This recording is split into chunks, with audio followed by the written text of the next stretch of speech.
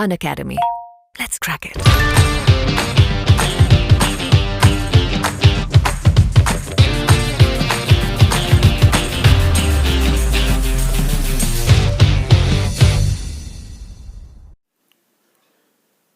दोस्तों स्वागत है आपका चैनल पे जिसका नाम है गौतम ऑनलाइन स्टडी। और आज के इस वीडियो में हम हड़प्पा सभ्यता से आपकी हिस्ट्री के हड़प्पा सभ्यता जो आपका सिंधु सभ्यता है इससे हम प्रश्न करने वाले हैं। और ये जितने भी वीडियो आपको मिलेंगे आपके कंप्लीट वीडियो होंगे इस टॉपिक से, एंड सभी वीडियो का आपको डिटेल्ड मिलने वाला है इसमें। तो लास्ट तक वीडियो को देखिएगा जिससे कि आप वीडियो के क्वालिटी एंड कंटेंट को समझ पाएँ। तो चलिए हम शुरुआत करते हैं आज के इस वीडियो को। एंड वीडियो अगर आपको पसंद आए तो लाइक करना मत भूलिएगा। पहला क्वेश्चन है, हड़प्पा सभ्यता का सर्वाधिक मान्यता प्राप्त काल क्या है? हड़प्पा सभ्यता का जो सर्वाधिक मान्यता प्राप्त काल है वो है आपके 2500 ईसा पूर्व से 1750 ईसा पूर्व, जो कि रेडियो कार्बन C14 जैसे जो विश्लेषण नवीन पद्धति के द्वारा सिंधु सभ्यता का जो सर्वमान्य तिथि है वो 2500 ईसा पूर्व से 1750 ईसा पूर्व मानी गई है। अब यहाँ पे आपके प्रश्न बनेगा कि सिंधु सभ्यता की खोज किसके द्वारा की गई? तो राय बहादुर दयाराम साहनी ने की सिंधु सभ्यता की खोज। Second question, next point, Sindhu सभ्यता को प्रागैतिहासिक अथवा कांस्य युग में रखा जा सकता है। जो सिंधु सभ्यता है हमारी ये प्रागैतिहासिक यानी कि प्रोटो हिस्टोरिक एंड कॉन्स यानी कि ब्रॉन्ज इस युग में रखा जा सकता है। और जो सिंधु सभ्यता के जो निवासी थे, सिंधु सभ्यता के जो निवासी थे वो द्रविड़ एवं भूमध्य सागरी थे। तो ये भी एक पॉइंट आपके लिए इंपॉर्टेंट बनता है। तो यहाँ पे आपका राइट आंसर होगा बी। सेकेंड क्वेश्चन देखिएगा, सभी क्वेश्चंस का आप आंसर भी करते चलें।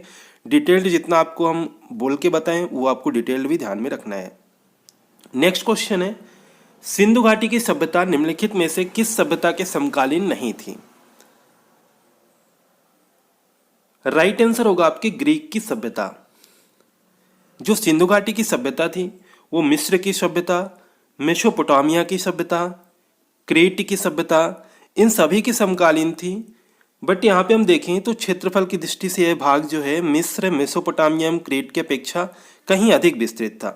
और समकालीन विश्व की कोई अन्य सभ्यता सिंधु सभ्यता से विस्तृत नहीं थी। ठीक है, तो साथ ही साथ ये भी ध्यान रखना है कि इसके जो सभी स्थल हैं इनसे प्राप्त तत्वों में न केवल समता है बल्कि एक रूपता भी है। ठीक है, और यहाँ पे आपको ये ध्यान रखना है कि किस सभ्यता के समकालीन नहीं थी, तो ग्रीक की सभ्यता के समकालीन नहीं थी आपके।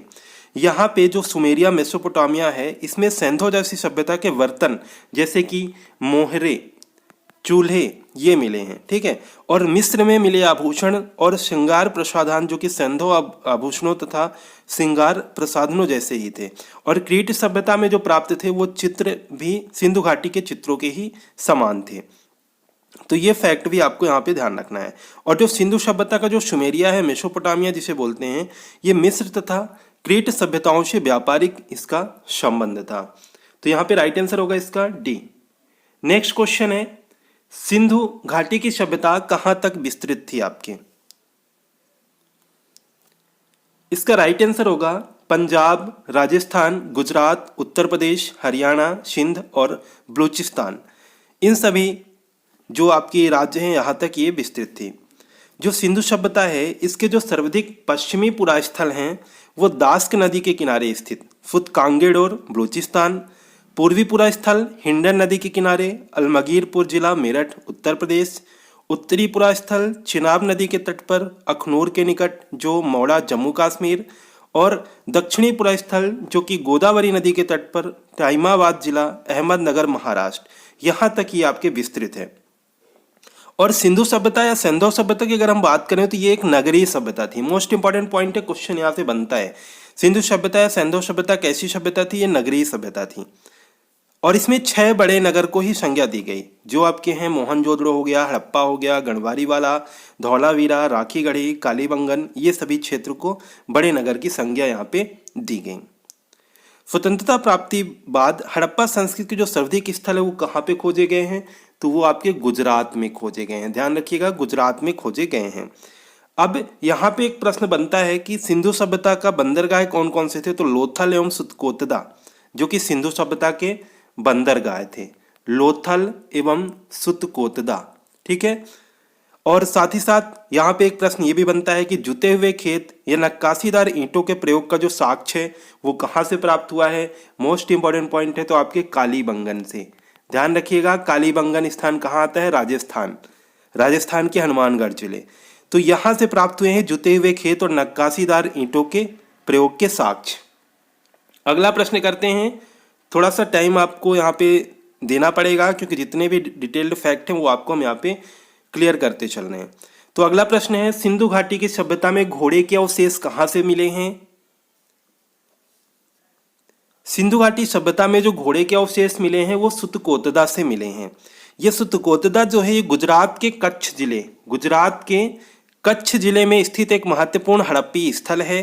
यहाँ से घोड़े के अस्थि अवशेष प्राप्त हुए हैं, परंतु सामान्यतः जो यहाँ पे हड़प्पा संस्कृति में घोड़े के अस्तित्व को स्वीकार नहीं किया जाता है। अब यहाँ पे कुछ अन्य तथ्य भी बनते हैं, जैसे कि आमरी से आपके बारहसिंगा का साक्ष्य मिला है। रोपड़ के कब्रिस्तान से मनुष्य के जो 7 पालतू कुत्ते के दफनाए जाने का प्रमाण मिला है, रोपड़ से। ठीक है, सुतकोतदा से एंटीमनी की एक छड़ भी प्राप्त हुई है। अब सबसे महत्वपूर्ण तथ्य जो बनता है यहाँ पे कि सुतकोतदा की खोज कब हुई, तो सुतकोतदा की खोज वर्ष 1964 ईस्वी में हुई।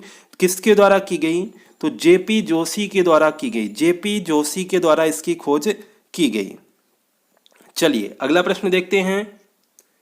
सिंधु घाटी स्थल कालीबंगन किस प्रदेश में स्थित है, और इसका आंसर आप जरूर कर पाएंगे अगर आपने हमारे पिछले प्रश्नों को डिटेल्ड को ध्यान से सुना होगा। तो सिंधु घाटी स्थल का जो कालीबंगन है ये किस प्रदेश में स्थित है, ये आपके राजस्थान में स्थित है। क्लियर है, राजस्थान। राजस्थान के हनुमानगढ़ जिले का एक प्राचीन एवं ऐतिहासिक स्थल है। यहाँ हड़प्पा सभ्यता के बहुत दिलचस्प और महत्वपूर्ण अवशेष मिले हैं।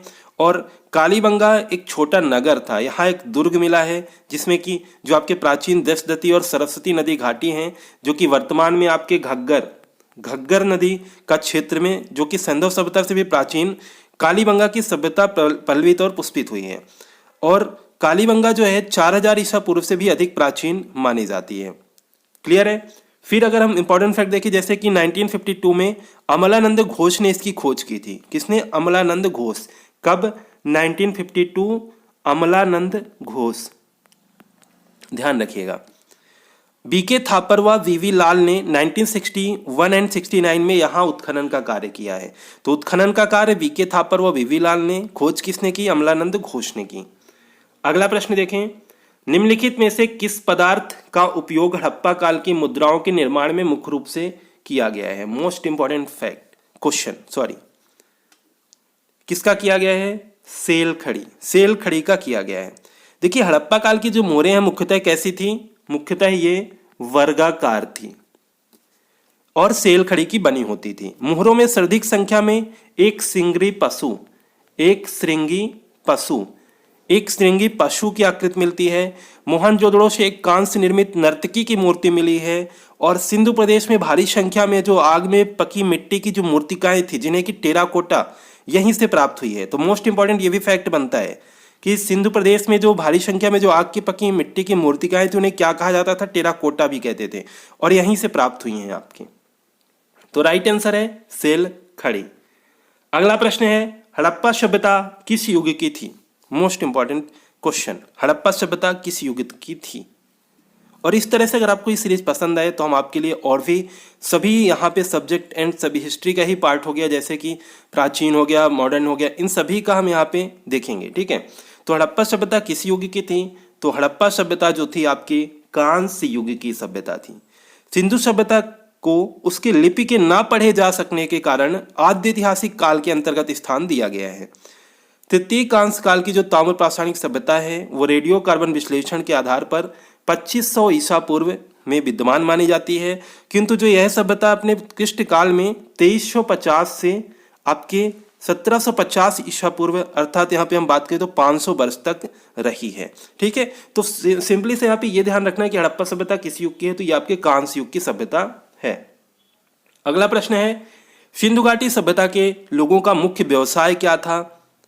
जितने भी प्रश्न हैं आपके एग्जाम के पैटर्न बेस्ड आपके क्रिएट किए गए हैं, और आप अगर लास्ट तक वीडियो को देखेंगे तो आपको ये भी समझ में आएगा। तो सिंधु घाटी सभ्यता के लोगों का मुख्य व्यवसाय क्या था? इनका जो मुख्य व्यवसाय था वो था आपका कृषि।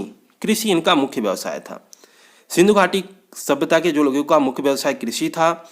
हड़प्पा सभ्यता में अनेक फसल की खेती होती थी, जिनमें आपके मुख्य जो थे गेहूं और जौ थे। फिर यहाँ पे हम बात करें कुछ इंपॉर्टेंट फैक्ट। चावल, चावल का प्रयोग हड़प्पा काल में सीमित मात्रा में होता था। चावल का जो आपकी यहाँ पे बात करें कि प्रमाण कहाँ से मिले हैं, तो चावल के प्रमाण आपके रंगपुर और आपके लोथल, रंगपुर और लोथल से आपके चावल के प्रमाण मिले हैं। हड़प्पावासी जो कि आपके मेसोपोटामिया में व्यापार करते थे, ये भी ध्यान रखना है आपको फैक्ट। चांदी का जो प्रयोग है भारत में प्रथम बार जो आपके कहाँ पे हुआ, तो आपके हड़प्पावासी द्वारा शुरू किया गया था चांदी का प्रयोग। कपास की खेती भी आपके हड़प्पावासी द्वारा शुरू की गई। चेस जो शतरंज की शुरुआत भी हड़प्पावासी द्वारा शुरू की गई। साथ ही साथ यहाँ पे एक मोस्ट इंपॉर्टेंट फैक्ट बनता है कि जो कपास है ना, कपास को यूनानी लोग क्या कहते थे? मोस्ट इंपॉर्टेंट फैक्ट है, कपास को यूनानी लोग सिंडन कहते थे। ध्यान में रखिएगा, सिंडन कहते थे कपास को यूनानी लोग। अगला प्रश्न देखते हैं, हड़प्पा सभ्यता के निवासी थे ग्रामीण, शहरी, यायावर या खानाबदोश या जनजाति? देखिए, जो हड़प्पा सभ्यता के जो निवासी थे वो शहरी थे। भारत का जो प्रथम नगरीकरण हड़प्पा सभ्यता द्वारा शुरू किया गया था, और जो द्वितीय शहरीकरण था वो था गंगाधारी। गंगाधारी में 6वीं शताब्दी ईस्वी पूर्व में हुआ था। जो वैदिक सभ्यता यहाँ पे अगर हम बात करें, उससे भी हम प्रश्न करेंगे, पर यहाँ पे हम डिस्कस कर लेते हैं कि जो वैदिक सभ्यता थी वो आपकी ग्रामीण सभ्यता थी। और ये जो यायावर जो खानाबदोश है, ये व्यवस्था मानव के प्रारंभिक काल को दर्शाता है। शहर होने के लिए जो प्रथम शर्त थी, खेती में अतिरिक्त उपज होना अनिवार्य था। शहर होने के लिए क्या था कि खेती में प्रथम शर्त थी, जो कि खेती में अतिरिक्त उपज होना यहाँ पे अनिवार्य था। और शहर उसे कहाँ कहेंगे जहाँ पे 75% मानव जनसंख्या गैर कृषि कारण में संलग्न हो। क्लियर है? तो ये सभी फैक्ट आप यहाँ पे ध्यान रखें, और इसका राइट आंसर होगा आपका शहरी। हड़प्पा सभ्यता शहरी, और ग्रामीण सभ्यता जो थी आपकी वो वैदिक सभ्यता थी। इससे भी प्रश्न हम जब करेंगे तो सब कुछ आपके कंप्लीट करेंगे। नेक्स्ट क्वेश्चन है, सिंधु सभ्यता के घर किससे बनाए जाते थे? मोस्ट इंपॉर्टेंट फैक्ट, एक एक क्वेश्चन आपके लिए इंपॉर्टेंट है, ध्यान रखिएगा। और सिंधु सभ्यता के घर यहाँ पे प्रश्न जो हमारा किससे बनाए जाते थे, तो यह बनाए जाते थे आपके ईंट से। ईंट से बनाए जाते थे सिंधु सभ्यता के घर।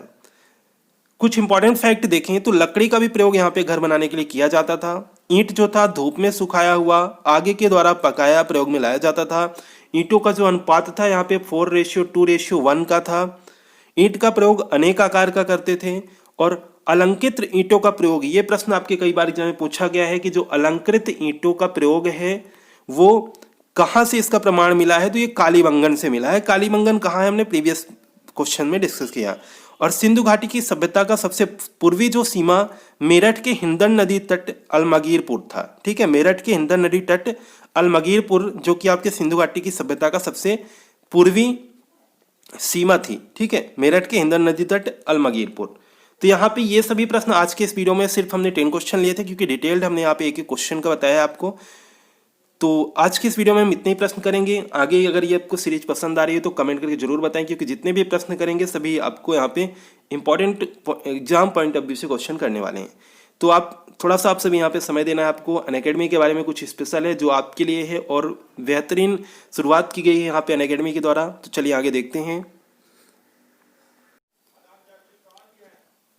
दोस्तों, अनअकैडमी आपको प्रेजेंट कर रहा है free class festival. Free class का फेस्टिवल आपके लिए लेके आया है अनअकैडमी। 28, 29 एंड 30 नवंबर, ये 3 डेज आपके लिए सब कुछ फ्री रहेगा अनअकैडमी में। तो कैसे आपको मिलेगा, और आपको यहाँ पे सभी क्लासेस फ्री मिलने वाली हैं। तो लास्ट तक वीडियो को देखिएगा, क्योंकि ये वीडियो आपके लिए बनाया गया है, जिसमें जो लोग पे नहीं कर पा रहे हैं आपके अनअकैडमी क्लासेस को, तो यहाँ पे आपके लिए फ्री आप देख सकते हैं कंप्लीट क्लासेस। तो चलिए हम देखते हैं सबसे पहले आप कैसे यहाँ पे इसको इंस्टॉल करेंगे एप्लीकेशन को, एंड किस तरह से आप इस जो फेस्टिवल का आप लाभ ले पाएंगे। तो अनअकैडमी प्रेजेंट कर रहा है 3 डेज की फ्री स्पेशल क्लास एमपी के टॉप एजुकेटर्स के द्वारा एमपीपीएससी एंड व्यापम एग्जाम्स के लिए। सभी क्लासेस आपके फ्री रहेंगी। MP GK, history, current affair, polity, Hindi, English, geography, top 250 MCQ series, free test session, सब कुछ फ्री रहेगा। कैसे आपको मिलेगा, what do have to watch this classes. तो स्टेप क्या रहेंगे आपके? सबसे पहले अनअकैडमी ऐप आपको डाउनलोड करना है, फ्री अकाउंट यहाँ पे आपको क्रिएट करना है, अपना अकाउंट क्रिएट करना है अपने मोबाइल नंबर के द्वारा। थर्ड स्टेप रहेगा यहाँ पे आपको रेफरल कोड इंटर करने पड़ेगा, ठीक है। और ये रेफरल कोड क्या है? रेफरल कोड आप सभी नोट डाउन कर लीजिए, SHIV शिव 94, शिव 94 आपको रेफरल कोड इंटर करना है। सब कुछ फ्री रहेगा, शिव 94 आपको यहाँ पे रेफरल कोड इंटर करना है। और इंटर करने के बाद आपकी ये अनलॉक हो जाएगी सीरीज, सभी क्लासेस आपको यहाँ पे फ्री रहेगी। हम क्लासेस की बात करें तो आप यहाँ पे देख सकते हैं एजुकेटर्स के नाम, और ये क्लासेस मिलेंगी आपको इस तरह से, सब कुछ सब्जेक्ट वाइज आपको मिलने वाला है। MP पुलिस, MPSI सभी एग्जाम्स की यहाँ पे सीरीज आपकी रहेगी। एंड ये आपके टॉप एजुकेटर्स के द्वारा जो 250 MCQ, MPGK के, हिस्ट्री के, समान अध्ययन, सभी सब्जेक्ट के यहाँ पे MPPSC प्री का, तो ये सब कुछ आपको फ्री मिलने वाला है। साथ ही साथ संविदा वर्ग 3 मॉडल पेपर सभी विषय के, तो ये सब कुछ आपको फ्री मिलने वाला है।